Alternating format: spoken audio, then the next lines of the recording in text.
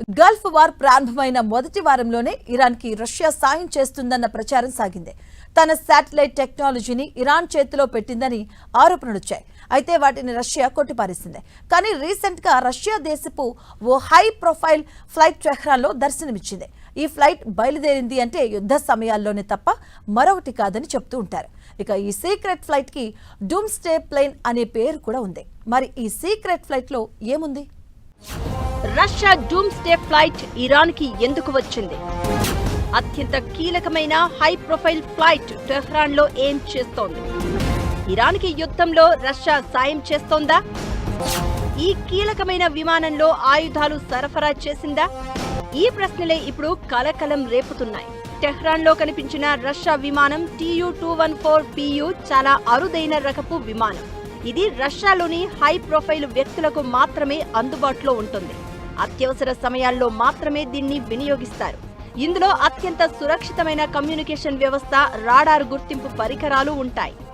గాల్లో ఉంటూనే అత్యున్నత స్థాయి సైనిక ఆదేశాలు జారీ చేయడానికి ఇది ఉపయోగపడుతుంది. ఇంత కీలకమైన ఆధునిక వ్యవస్థ ఉన్న విమానం కాబట్టే టెహ్రాన్ లో దీని కదలికలపై చర్చ సాగుతోంది.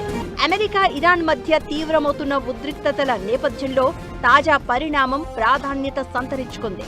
క్రెమ్లిన్ కార్యాలయం దీనిని అత్యవసర పరిస్థితుల్లో సైనిక కమ్యూనికేషన్ అవసరమైనప్పుడు సంక్షోభ సమన్వయం కోసం మాత్రమే ఉపయోగిస్తుంది.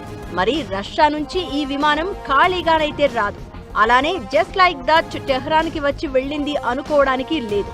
ఇంతవరకు రష్యా కానీ ఇరాన్ కానీ ఈ విమానం ఆగమనంపై అధికారికంగా ఏమీ స్పందించలేదు.